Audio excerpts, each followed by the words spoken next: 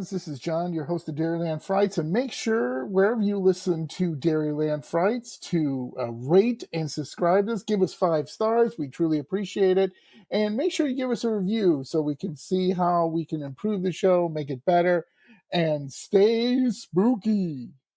Welcome to Dairyland Frights, the paranormal podcast that covers everything spooky, creepy, and mysterious in the Midwest and beyond.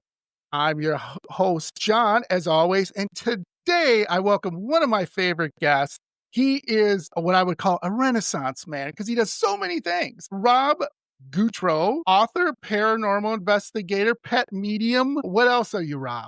Meteorologist. Meteorologist. I love it. Yeah. And animal rescue volunteer.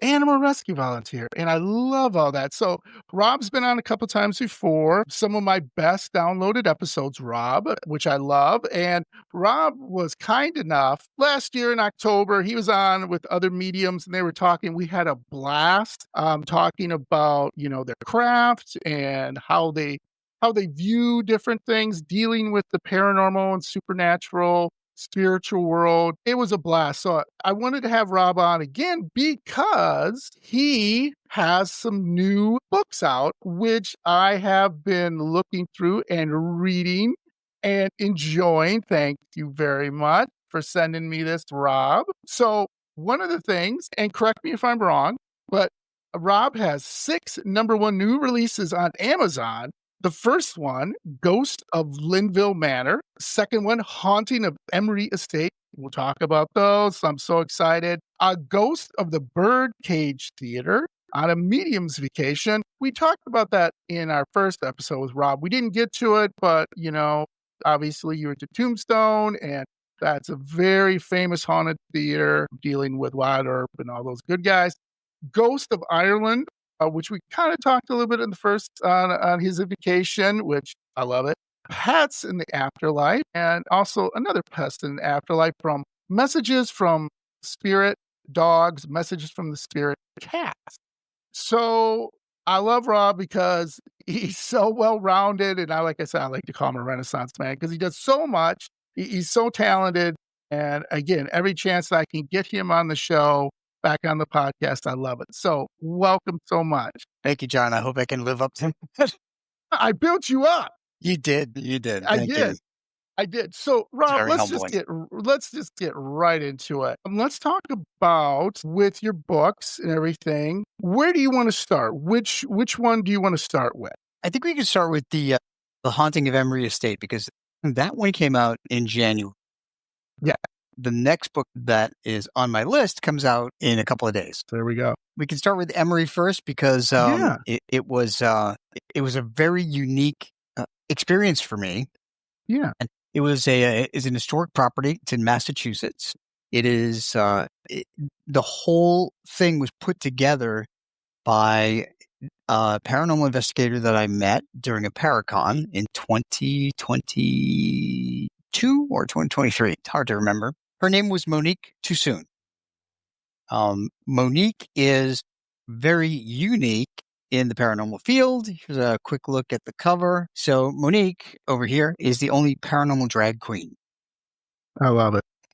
And so what's interesting about that, John, is that she does drag on weekends. Well, she used to do it a lot, but when COVID hit, she decided that she would try and do it to see if she could elicit responses from ghosts. And she did that during the pandemic. And sure enough, she's become a trigger object. So it was fun to do this with her. Yeah. Yeah. And when you mean trigger, what do you mean by that? I mean, just like center on, her or what does that mean? Yeah, it means that because she dresses in drag, and by the way, she's a seasoned paranormal investigator. She's been doing it for 15 years, super into all the tech stuff, brand new tech stuff that she uses. So by trigger object, what I mean is they can't figure her out in the beginning. So in the very first time she said that she did a paranormal investigation in drag, she said the first EVP was, he's a lady. So a ghost had figured him out. Yeah, that's really interesting. One of my shows from Windy City Parafest, I had Frankie and Tammy on, and by the way, not trying to get off on, having a different tangent here, but they had, they're into the LBGTQ community, and they had a drag queen show and everything. And it was just, I love it because, again, not to get on a different tangent, you be you, I be me, whatever. I know that's not correct English. And I love it. Anything in the paranormal world that we can do differently to bring spirits into a new world, I guess that's the best way, I think, because really what it is, it's the same old, right? You go in, do an investigation. I think like things like the Estes method, okay, was, even though that's a little bit away, from what they've been doing with some groups, and some groups don't do it, whatever, but it was kind of a newer method, and it's kind of being slowly adapted, and probably is more adapted now than it was in the past couple of years. Again, that's what we need to do to reach these spirits, or to reach the new paranormal world, supernatural, however you want to say, because they've been seeing, right, Rob? It's been the same old, same old. You walk in, I got my little meter, Yep. right? I got my little meter, I got my recording device. Hey, what is spirits here? Talk to me. So, that's awesome. I love that. Yeah, and it can be entertaining too, because she actually uses humor to break the tension. If we're in a really tough environment, a hostile environment, or a very nerve-wracking environment, she'll just crack a joke or make something funny, and that will help the people that are on the investigation. Now, the investigations that I've been on with her, and I think I've been on four or five, we actually do them all with people. So we do them with members of the public. They're ticketed events, and there's a limited number of people that can sign up for them. In the Haunting of Emory Estate, this event was ticketed for 40 people. So we had two groups of people, and Monique and I were not the only investigators. There were three other investigators, or actually four other investigators. One was Laura Huey. She's an incredible medium in her own right. Another one is Thomas Donahue. He's another paranormal investigator in New England. And then we have a great team that Derek and Candace Fetters. Derek is a tech guru, and Candace is a medium. And they have a unique thing, too, that you would like, John, because they go to places that have known children ghosts. Okay. And in order to get the children to be active, to trust them, they dress up as Mr. and Mrs. Santa Claus. I love that. Yes. I've never heard that. So here's a picture in the book of them, and Love Thomas Donahue's on the other side. So Monique, with her humor, she calls them the Paraclauses. That's awesome. Yeah, that's what I she love dubbed it. them. So, I love that. and on several of the other investigations, a couple of the other investigations we've been on, they have been there too, which has been great. Yeah. And Laura and David Childers, they're together, they're a team. So they come together too. So he's into the tech stuff. She's a medium. So we've got 3 tech people. We've got 3 mediums. We've got a good solid team. So it's not just 2 people. Yeah. Yeah. So let's tell my spooky friends who don't know anything about the Emory Estate. Could you give us a little background about it, Rob? Like what, some of the history, or just some of the maybe paranormal behind it? Sure. The Emory Estate it's a mansion in Weymouth, Massachusetts, which is located south of Boston. It was designed to resemble George Washington's Montpelier. Mount Vernon Estate. Montpelier is the other president. Mount Vernon Estate in Virginia. So the Emory Estate sits on 24 acres, and it's on a big hill, and it's so high up that actually you have a great view of the Boston skyline from this. When it was built in 1903, it was constructed to have a sheep grazing area around there. So just imagine, 24 acres on a hillside with a Boston view and a barn and so forth. So in 1916, the estate was sold to the Emory family, and they had been really prosperous in the wool trade. And by 2011, the home and the surrounding area were purchased by the town of Weymouth, Massachusetts. And that's when they opened it to the public. They converted that 24 acres around there to a place called King Hill Park. So today, if you go to visit the mansion, You can walk around this beautiful park with a great view of Boston and enjoy it. The Emory Estate do tours, historic tours, and they do have paranormal tours, I think, that are still going on. Okay. And some of the paranormal behind there, what typically is there like? Because with some houses, there's the white lady, or there's Yeah. the guy with the black hat, or there's children. So what's the big, I don't know, theme or ghost or whatever you want to say associated with that? The known ghosts. So we actually didn't know. We didn't know anything about this estate. Okay. So all we knew is that people have had experiences, and that's all we've heard. So Monique contacted the Emory Estate, and they had someone there that worked with her to set up this public tour. She did not want to know any background information. When I found out that she was doing this, I contacted her again. I met her, by the way, doing a pet reading for her Nice. because she has pugs, and she lost one of her pugs, and she says she loves to say that she stalked me at the Massachusetts Paracon so that I could do a reading for her. So yeah, so the pets Yeah, make connections. absolutely. So she worked with this person to put this together. When I contacted her, I said I would love to come. I would love to be a medium on your team. She said, "Yep, perfect." She got there like 20 minutes before I did.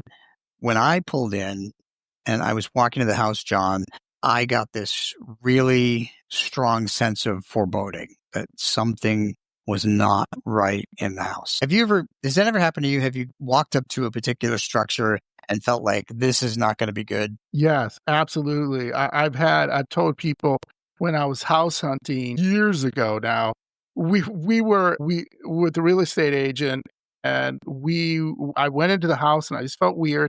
And then the real estate agent says to me, "Hey, let's go in the basement." And I remember Rob looking at it and I went, "No." And he goes, "Why not?" And I go, "Nope, I don't want this house. On to the next." And, I walked out of there, and it was funny because I told told my fiance at the time, I was like, who's not my wife. I told her, "Yeah, we're not doing that." My wife's like, "Because you had a weird feeling?" But yeah, I hear what you're saying. You get that weird, like something's off, right? Yeah. Was the only So I decided I would make a video outside, John, and that's actually on my YouTube account. It's like 20-second video, and I just stopped and I had the house behind me, and I said, I'm looking at Emory State. I have a really bad sense of foreboding before I go in there. This is just to make a note of that. Let's see what Yeah. happens inside. And that was it. That's all I said. Yeah. That's the only video I made all night. Yeah. So let me back up here, Rob. The foreboding, was it evil, or was it just like, get out, or was it just like, man, this is heavy? There's something happened in this house, and I don't know what it is. So it was not evil, but it was manipulative and controlling and very stern. And Yeah. like somebody who wants you to do only what they want you to do. Sure. This is the kind of entity that we ran into in there. And it was a man, and he, we're sure that he lived there. So he was the one, but he wasn't the first one that we encountered. So there was a couple of crazy things that happened here. Okay. First, when we walked through the house, Monique had done a quick run through before I got there.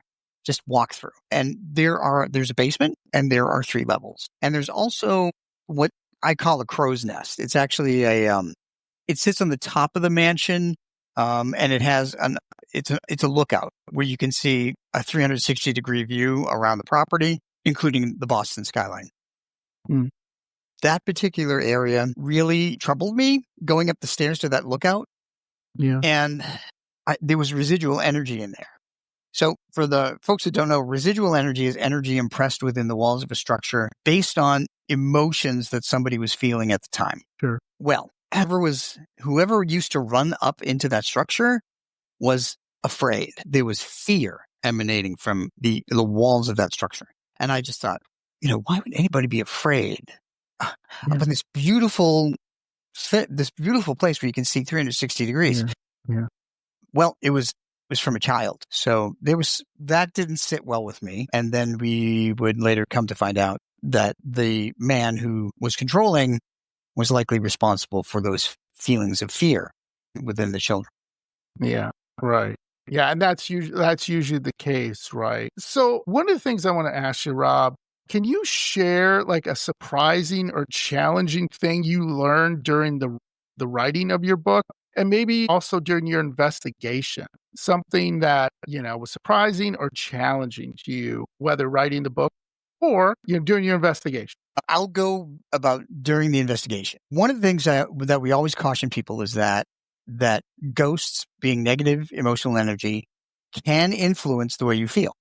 And you have to take Sure. precautions. You have to take Yeah. protections. When we went into one of the rooms on the second floor, trying to get a better connection with this one of these ghosts, suddenly there was a young lady that was adversely affected by the negative emotional energy of this ghost. And it happened to be the mean ghost, the controlling Oh, one. yeah. What he was doing, he was lurking behind her, and she called out and she said, hey guys, I feel terrible right now. I feel really anxious, very nervous. I'm very depressed. I don't feel good emotionally and mentally. And she said, I don't know what to do about this. And I sensed that he was standing with her. And I said, we need to get you out of here. And Monique said, yes, let's take her back into the other room. And Monique directed myself and the other medium to sit on either side of her. I had some stones that I carry with me for protection. I gave her one, and we were able to get her calmed down, and get that negative emotional energy that this ghost was putting on her. So that was surprising because that had never Yeah. happened before. Really? Yeah. And that is common sometimes with certain people during an investigation where it's almost like the spirit searches that person out, right? For whatever reason. And maybe I've had paranormal investigators on there say, I'm just overly sensitive, or paranormal investigators have told me, I don't know why. It touched me. I don't know why it was, trying to either hurt me or contact me or whatever that might be. Do you have any reason you think why that would be? Why a person might be searched out versus So another? yeah, that's a good question. And I did think about that. But I asked the woman when she was telling us how she was feeling, I said, are you medicated for anxiety and depression? And her answer was yes. So right there, she was in a weaker emotional state than people who are not being treated for depression or anxiety. Yeah, And that ghost took advantage of that woman. He could feel that she was vulnerable emotionally. And that's why he went after her. right. And I think sometimes that happens. Yeah, Depends on the personality of the ghost and what right. they want. Exactly. You hear that a lot with poltergeists, right? And young women that they're emotional, especially being a young teenage girl, you're emotional or teenage boy, but typically it's teenage girls for whatever reason. They're typically extremely, extremely vulnerable because they're just going through a lot, right? And you just have a lot of things going on. And it's really interesting how that can affect one person. Did it affect the group at all when you were there? You said you had your feelings of foreboding. Was there anybody else that was kinda like, "Yeah, this doesn't seem right." There were some people that were a little nervous, if you will. And we also had some skeptics in the group. Now Sure. we had divided the group into three different groups of people out of the 45, I think it was. So what's interesting is that we took each group for an hour, and the groups rotated from the first floor to the second floor to the third floor. Monique and I decided we would stay on the second floor because that's where we felt most comfortable, and we thought we could communicate more efficiently there. The first floor didn't have anything on it, which was surprising. The basement had some energy in there. And you mentioned your basement experience. Yes. So when I went down to the basement, I immediately heard a child shush another child. And there was no children there. It was only me and Thomas Donahue. Yeah. And then I learned the reason why. And that was, there are a lot of questionable things that went on in there, but there was also they set it up like a Bible school in the basement. Sure. One of the families was extremely religious that owned the property. And when you get religious folks, they can be very strict, Yeah. and they can be strict to the point of being mean. And that's actually what happened with this guy that I call the man in the gray suit, because that's how he appeared to me. He was the one that caused all the trouble in this house. So there was the basement, the third floor and second floor. We did not want to stay on the third floor because when Monique and I both went up there before the investigation, it was not a good feeling. Mhm. She got the sense of some female ghost up there that also had attitude. And John, you know how sometimes when you look at something, Yes. it may give you the creeps? Sure. Well, the windows in the end room on the second floor look like the windows in the Amityville estate. Gotcha. Yeah. Yeah, that freaks you out. When, yeah, it goes with attitude. That's always interesting to me because, again, it takes a lot of energy for these ghosts to do anything. Whether it's a full apparition, which would, I guess, would take a ton of energy. I don't know if that's true, but I'm from all my research and all my interviews, that Yeah, takes a lot it does. also to move something, to communicate something, all take different energies. And to even have that attitude is really interesting to me too, because being sensitive, you pick that up. And Mhm. that's really, because you're like, they were people once, right? And, I had a Yes. discussion with a couple of discussions with some of my paranormal investigators when they were talking about when they were living in a haunted house and they started doing renovation. And whoever was in that spirit in that house did not like it, and Yeah. pretty much gave the attitude of like, "You need to stop." Why, they're like, "Hey, I need to," and I just find that fascinating. That's really interesting. So that kind of deals with my next question, Rob.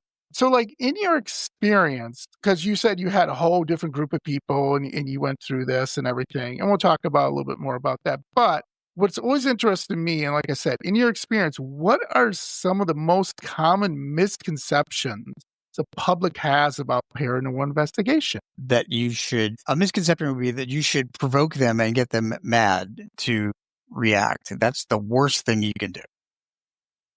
Absolutely. Yeah, you need to treat them with respect. I mean, I always tell people that, hey, they're invisible. They're invisible people who are dead. And as people, you don't want to get anybody angry. My mother used to say, you get more bees with honey. Right, right, right. Absolutely. My misconception is, I'm sorry, I didn't mean to interrupt you, Rob, is too like people watch too many movies, right? They expect you watch The Conjuring, right? But you come into that attitude of like either, I go in there, something's bad gonna happen to me, or there's gonna be a face that, jump scared. Not to say that that has not happened, but it's rare, right? Oh, yeah, Would you agree with that, Rob? absolutely. So, John, we encountered 3 ghosts. That man Okay, in the gray great. suit was only one ghost, Oh, and all right. he was the mean one. But one of the other ones was a very nice, kind of almost cheerful little boy.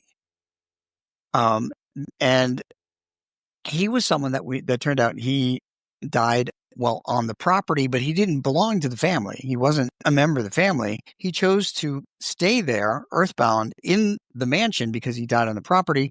The mansion was the next closest structure. And as I always tell people, ghosts will go to the next closest structure to haunt it. So, for instance, if this mansion ever got torn down, the ghosts that are within them would go to the next closest house or structure or whatever.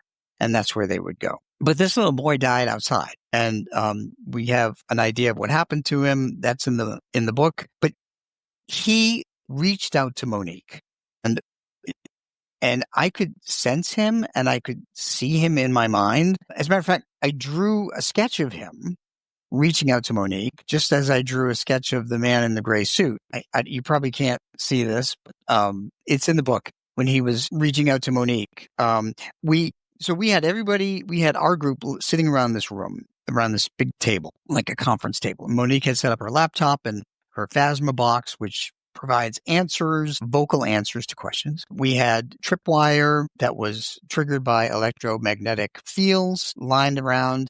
We had a hot coal sensor at the door. So she had a whole bunch of equipment. And the hot coal sensor went off at the door, the entrance to the stairway.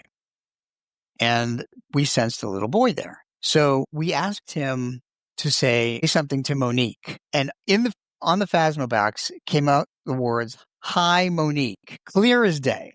And everybody in the room, just their mouths just dropped. Yeah. Because the only thing we heard before from that was one, spotty word or something, or we heard a heartbeat, which is another, that's another thing that we later proved why we were hearing a heartbeat. Wow. So, so there was a little boy there, and we had to figure out why he was there, what he was doing there, and trying to help him. Yeah, and that must be tough, right? Like how, and help, do you mean, as they say, go into the light, Mhm. or what do you mean by that? Yeah, we meant to cross him over to help him go into the Yeah. light because so when he died, it was a sudden accident, and he was, as happens with people who die in car accidents or die suddenly in any accident, yet they linger too long and they get confused and they stay too long and eventually they lose energy so that they don't have enough energy to open that doorway to the other side. That's what I've come to reason, is that when we die, we are a full charged battery with our memories and personality and our knowledge. Once we linger, if we decide to stay on Earth trying to figure out what happened, if we stay too long, just like an ever ready battery, that charge goes way down. And you can't open that doorway to the other side. You need somebody to help open that doorway. And that's what happened to this little guy. It's sad. Mm-hmm. It's sad, and that's common. That's really common to hear in a lot of places, especially children in houses, jail cells, asylums. Mm. I mean, where they, it's just terrible. What a little kid might go through, whether they're in a jail with, a murderer because no one understood. Maybe we shouldn't put the murderers with the little children. And then in an asylum, this little kid today might be considered ADHD or ADD or whatever. Oh, there's something wrong. It's the devil. Throw him in the asylum. And Yeah, that's just that's what they used to horrible. think. Yeah, So that's horrible. interesting that you brought that up. Have you ever heard of the Pennhurst Asylum in Yes, I Pennsylvania? have. Yeah. So last year I was invited to go there and speak as a pet medium. And I went into one of the 32 buildings there. Have you been there? No, I have not, but I've heard a lot about it. Interesting. Yeah, it's a crazy place. So because I was there, from wearing my pet medium hat, I didn't want to do investigations in there. Because it wears me out emotionally, mentally, physically. So I had to go into one building. There's a gift shop and stuff, and there's a little stage area, and they had a little reception for the people who were invited. So I went in this building, and one of the people that was working there walked me around one building and then took me upstairs to the second floor. And suddenly I heard a little girl scream. Now there was nobody else up there. And I turned to the person with me and I said, "Did you hear that?" And she said, "No." And I told her what I heard, and she said, "Well, that makes sense because this is the child's wing of the asylum. This is where all the children were kept. And they had to scream in order to get attention because nobody would hear them talking. They had to be very vocal because they were often, some of them were restrained and so forth." Oh. So, I was like, oh my gosh. So I looked at that person and she said, "Do you want to go on the paranormal investigation tonight?" And I said, "No. I do not. I need my energy for tomorrow." Yes, I could see that. So, getting back to the Emory estate, you said there was 3 ghosts. So there was the gray man, the child. Who was the third? It was a very unusual situation. It was a man who decided to attach himself to a piece of furniture that was special to his wife. This was also a piece of furniture that the estate was bought after it was closed. It had nothing to do with the estate. Okay. It was very strange. And what happened with this particular piece of furniture, and it's very rare that a ghost, an earthbound ghost, will attach themselves to an object, but there was a loving reason behind this. This was his wife's morning makeup mirror, and he loved watching her in the mirror. But something freaky happened to tune us into what that this mirror is. Monique sat in front of the mirror and it has 3 panels. And suddenly she said she looked in the left panel and there was an image of an old man. And she's like, "What was that?" So her image were in the other two panels, and she got up and she told me about it, and she said, "Okay, let's have the women in the group go sit in front of this mirror." Well, John, they started going in one at a time, and the same thing happened to them. And then they started going in two at a time because they were afraid. Yeah. Yeah. Yeah. Um, Wow. so this man was, attached to this That mirror. So there's that a that picture of the mirror. yeah, and that makes sense. That is similar to what they call stone tape theory. Basically, different spirits, energies are absorbed into different objects, different buildings, different. It's a fascinating theory, and what always makes me interested in it is, of course, Annabelle and all the whatever's coming out right now, like how they actually affect people in the world today, like Monique, right? That it was this was something beloved to him. His wife was beloved to him. So, someone sits down, "Hey, what are you doing? Please don't use this. I'm gonna make sure you don't." I mean, that's unbelievable. It's right. And she has the Crazy how they ability to scry too. Um, yeah. And in her daytime job, she's a hairdresser. So she's got a lot of mirrors in front of her. So that kind of makes it challenging. But she says she does okay. I love that combination because could you see, not to make fun of Monique. Monique, I'm not here to make fun of you, but I could see you some days doing someone's hair. "Oh, looks nice. Yeah, okay, we'll do that." "Ah!" Just Yeah. scream. Right. And the person's Who's like, that? my hair? You don't like it?" "No, no, it's, I better not tell you what I saw." Exactly. As someone who researches paranormal phenomenon and, also writes books about it, how do you decide? Because you told me a bunch of stories, which are all awesome and frightening, by the way. But how do you decide what experiences to include in your stories? Because obviously you had a number of experiences. How do you go and be like, "Oh, that one, that was okay. Maybe not this one." How do you decide that? Usually I don't include a lot of the residual stuff. It's more of the interactive hauntings that I put in there. And by the way, in the Haunting of Emory Estate, the man in the gray suit came into play at the end of the night involving the little boy, and it really left us in a really bad position. So that's all I'm going to say. I think people should get the book and read it. There are sketches that I've made of both the man in the gray suit and the little boy. There are pictures in here of this. Yeah, so it's the residual energy part that I don't talk about as much. Yeah. Yeah. So a question to go along with that.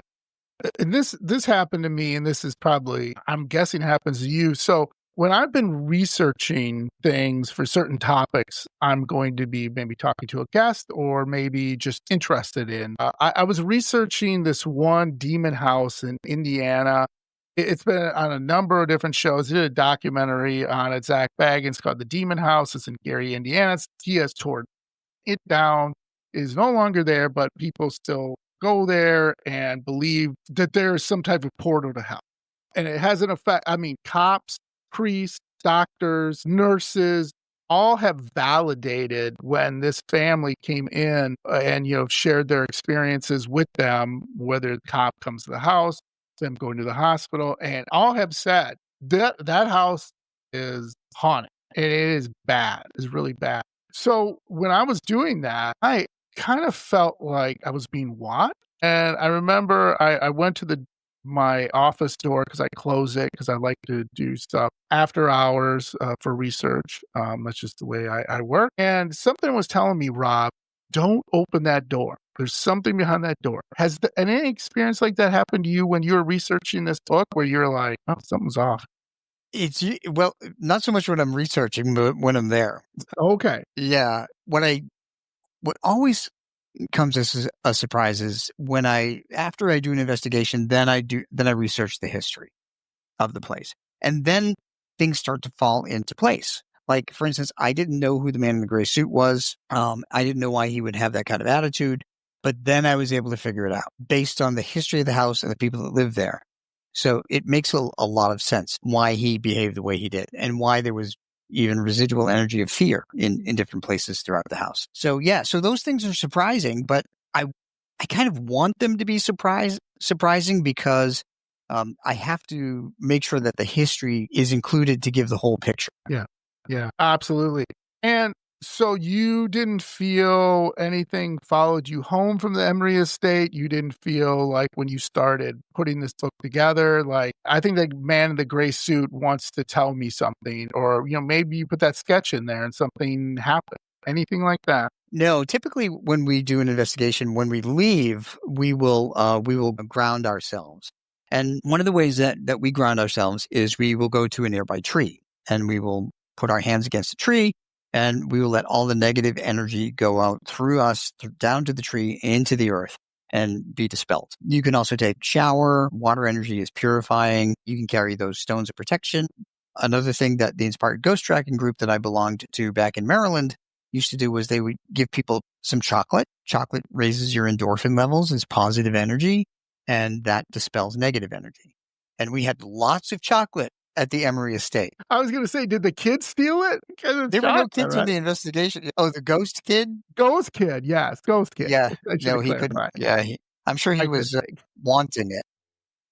I thought maybe you see, like, you guys have, like, I don't know, Reese's peanut butter cups or something. Like, you see it floating. You're like, "That's interesting." Well, that's what I'm going to do when I'm on the other side. I mean, you'll see those Reese's peanut butter cups floating. And you go, look, it's Rob. "Hey, it's Rob. Hey, give it back, Rob. Come on, buddy. You had enough." That's awesome. So anything else about the Emory estate you wanna share with my spooky friends that was a little more like behind the scenes, maybe didn't get in the book, and maybe you're thinking, should I put that in the book?" But you decided not to. Well, really, the only thing was really organizing the whole thing. Sure.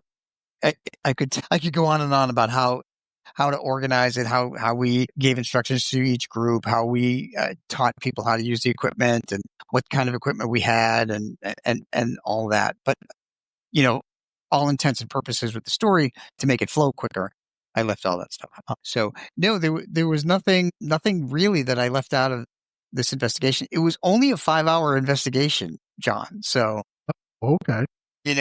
but there was enough for a book. Wow. Yeah, and like I said, that's on my reading list, because that's 5 hours and you've got a book out of it. Well, that's saying a lot. So Monique and I have teamed up for a follow-up book. Yeah.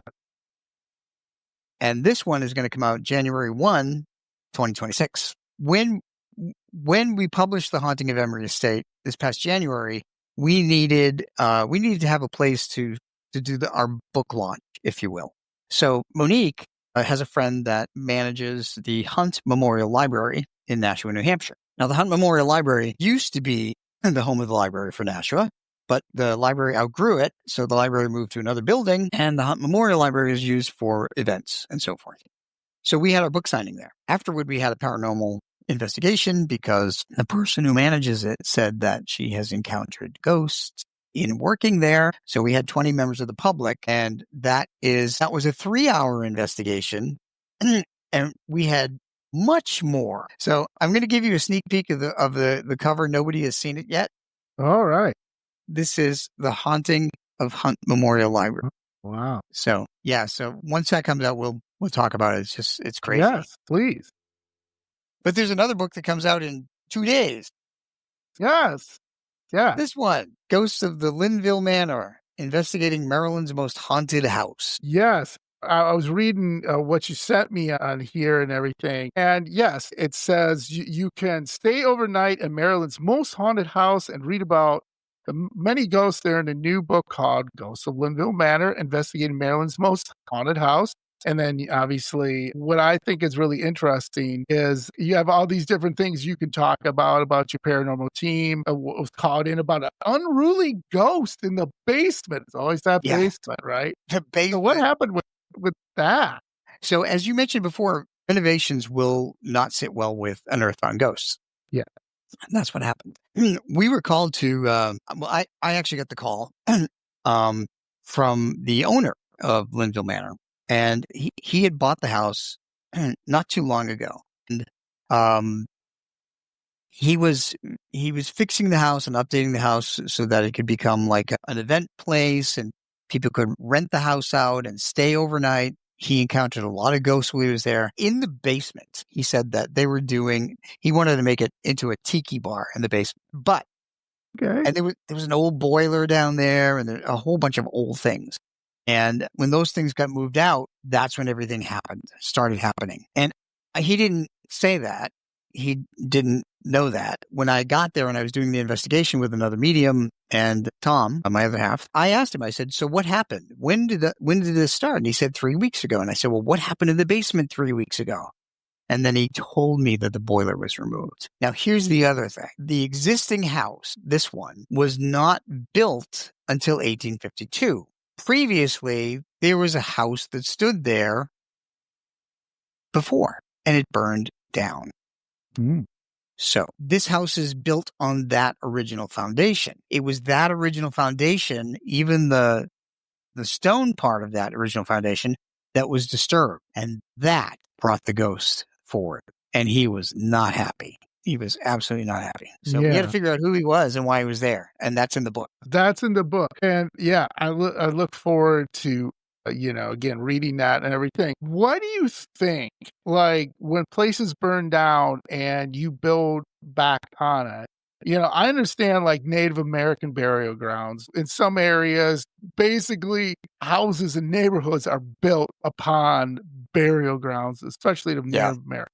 But why do you think this property? Was there anything, you can kind of give me a sneak peek of why a ghost would or unruly spirit would want to haunt this location? Oh, sure. There were quite a number of families that lived in these houses. There were quite a number of family members that died in these houses. And some of them really loved the house, which is why they chose to stay earthbound. Some of them feared crossing over. One of them was blamed for something that he did not do intentionally. So he wants his story told. Some of them died in the fire. There's a whole host. So when I walked in that front door of the manor, the Linville Manor, and this is in Upper Marlboro, Maryland. It's a suburb of Washington, D.C. When I walked into the front door, I counted 5 dead people standing there looking at me. I was trying to talk to Wynn Brewer, who owned the manor, and the other medium and Tom were there, and we were all standing together, and I'm like, okay, there's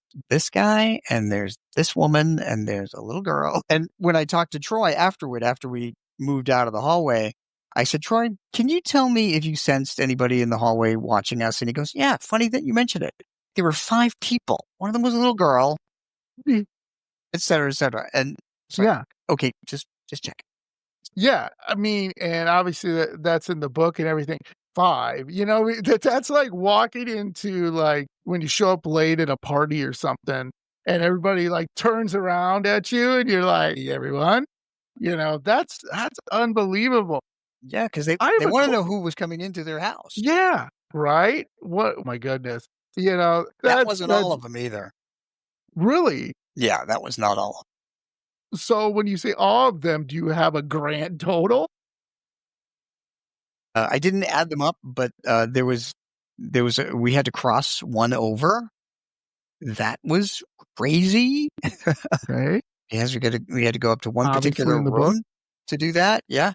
The basement ghosts, we had to work with the basement ghosts to try and ramp down the energy. There were dead people outside that would go back into the manor at night. And so this is how I found out that there was a fire, because I knew nothing about the manor. This is how I found out there was a fire. Troy and Tom and I walked around the property first, and he encountered a farm worker who kept going in and out of the house.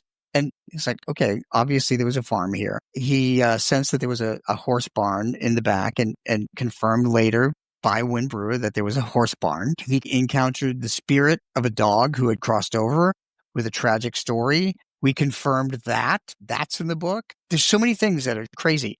But I went in the backyard and I looked at Troy and I said, oh my God, Troy, my head is on fire. I said, what? Is my hair actually on fire? And it was Tom rather. And he's like, no, there's nothing wrong with your head. And he said, that's not saying there's nothing wrong with you, but there's, Yeah. There's nothing, your hair is not on Not fire. I'm like, well, physically, yeah, you're not on fire. Yeah. turns out it was a woman, a ghost, who died in the fire. And I walked right into her pathway. She keeps running out. And she told me that her hair caught fire when she was trying to get out of the burning house. And she was running to a body of water. Now, I didn't see a body of water behind the house. I asked when, and he said, yeah, sure enough, there's a body of water. You can't see it from the house. It's like a quarter mile or away or something like that. Yeah. But that's where she was going. So I was able to confirm that too. But when you're walking outside, John, you don't expect to feel your hair on fire. Yeah, obviously not. That would be bad. Yeah.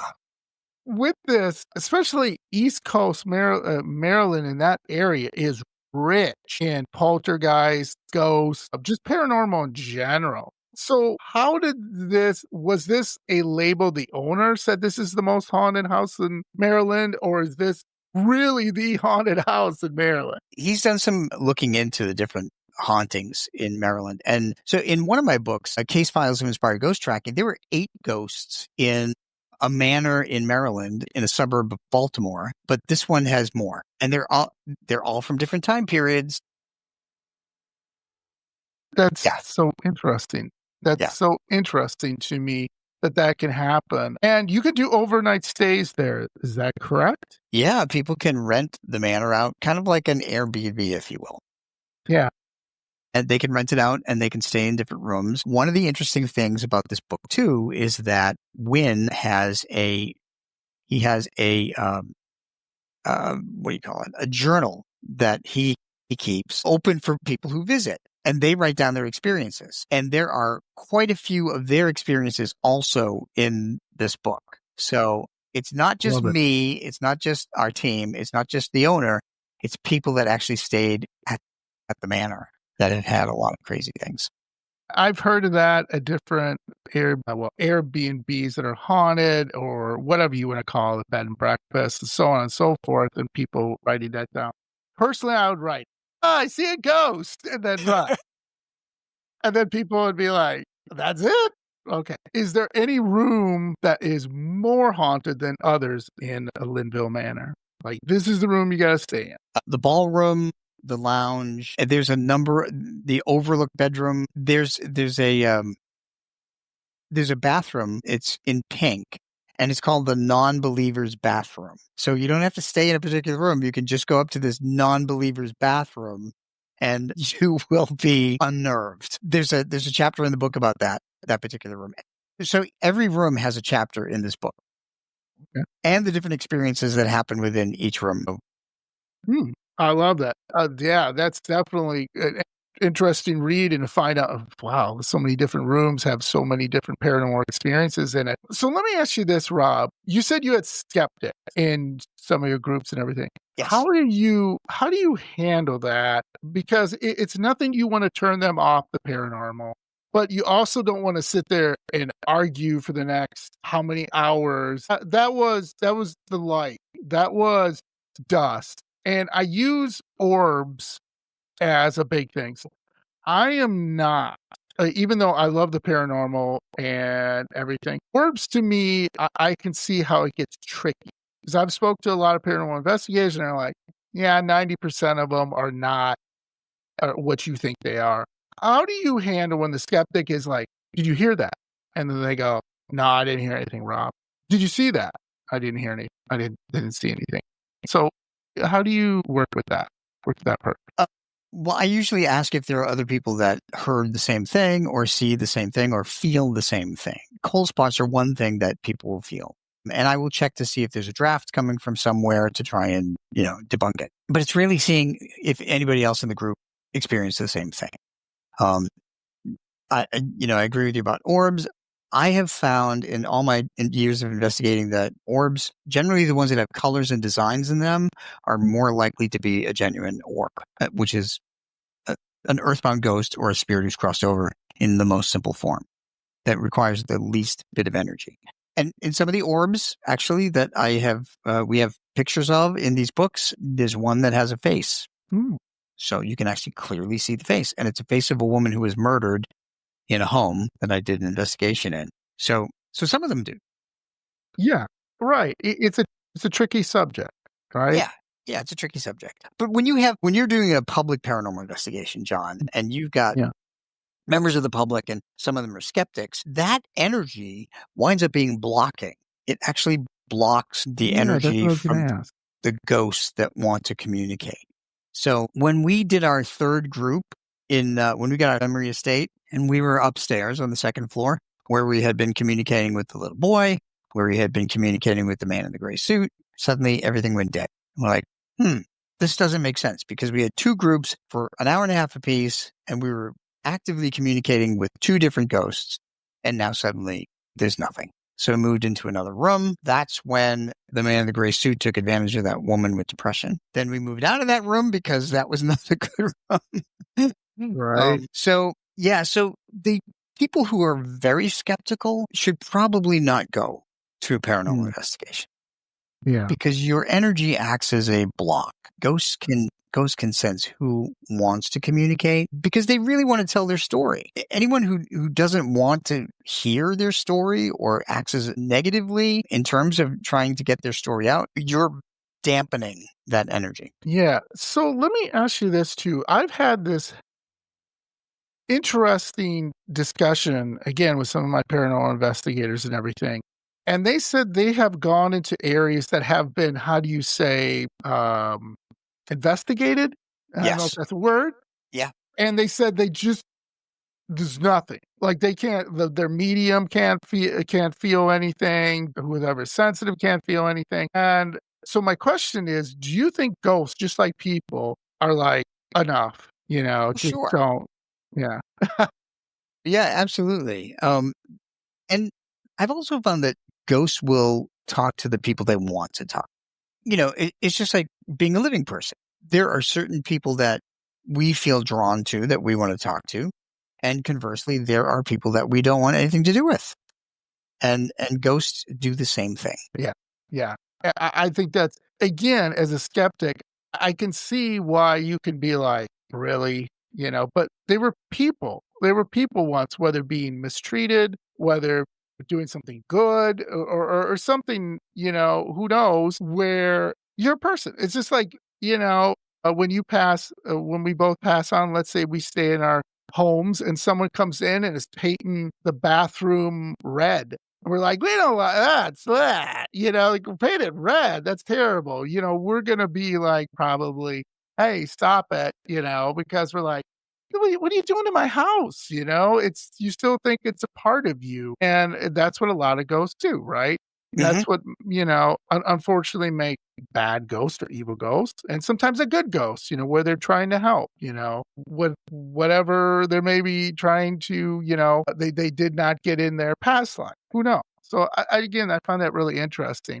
So I always have to ask this question, Rob. I'm sure I don't know if you've done it, but I am totally against it. Has anyone ever come in and said, "Hey, let's get out the Ouija board and see what we can do and see what we can do to provoke the spirits?" Nope. That's good.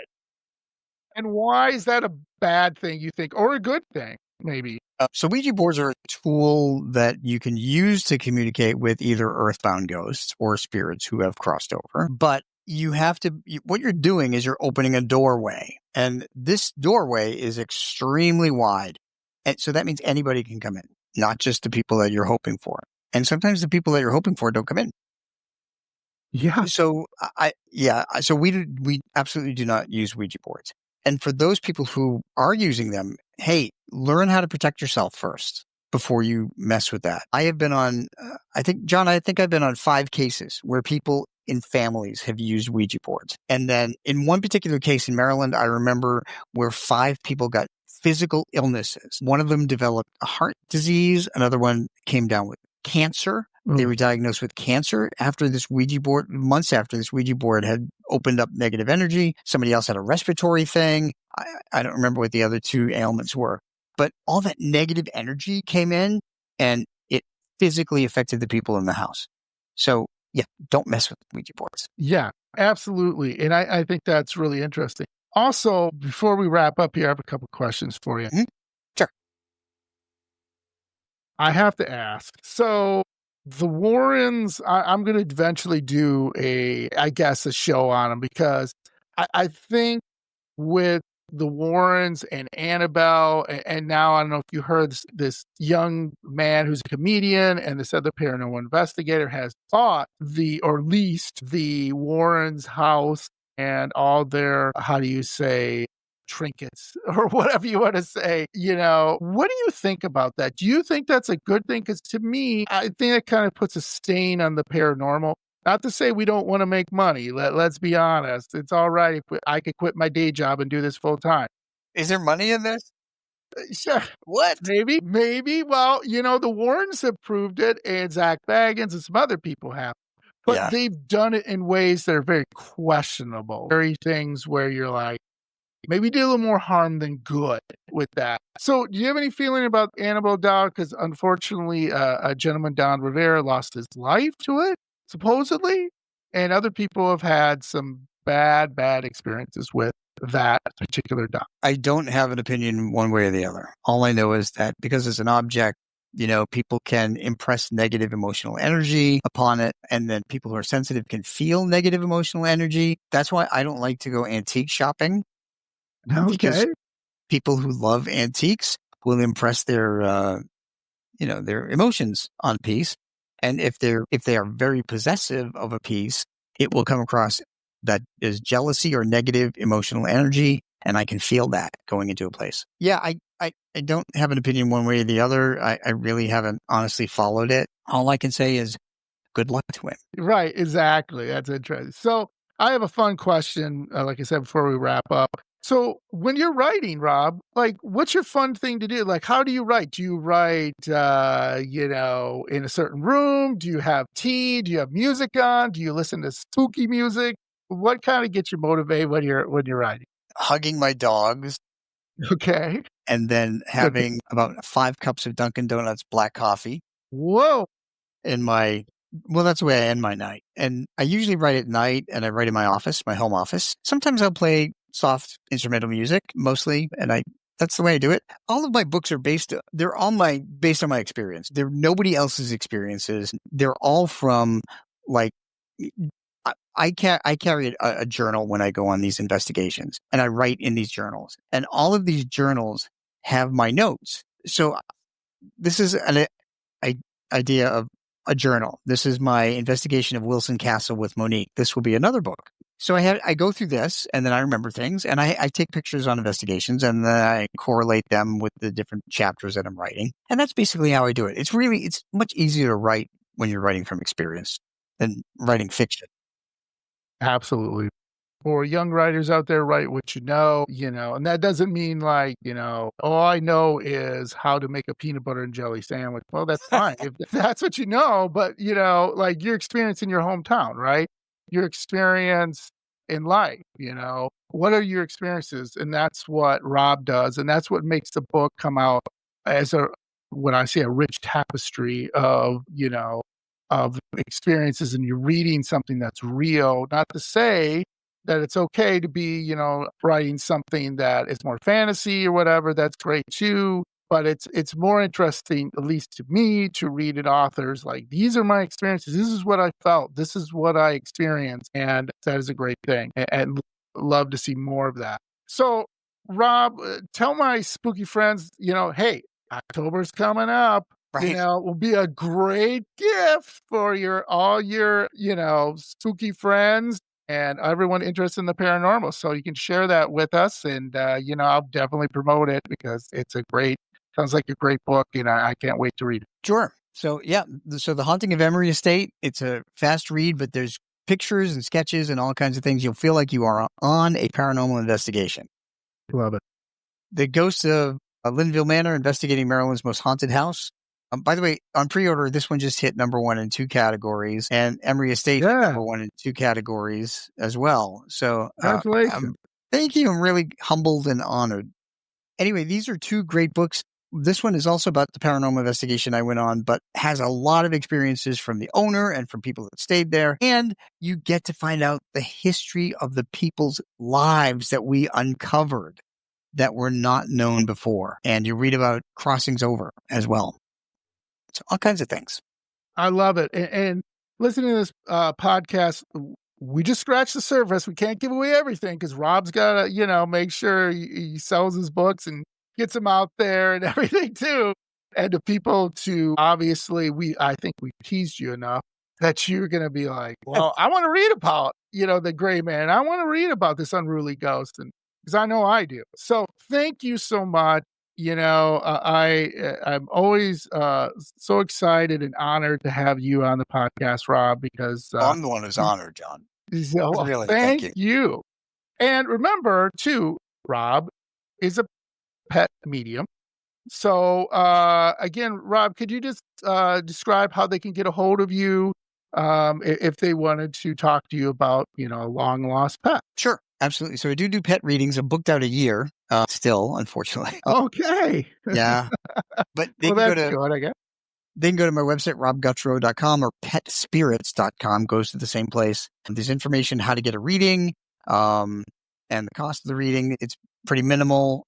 Like I said, booking out a year. My books, though, you don't need a reading if you don't know what to look for. Pets and the Afterlife series of books 1 through 4, they will give you examples of different signs that your pets send you, so you can already start looking. Yeah, I love it. Well, again, thank you so much for joining me, Rob. And, I look forward to hopefully talking to you in the near future about new books coming out, as you said, and new adventures. So, again, thank you, Rob.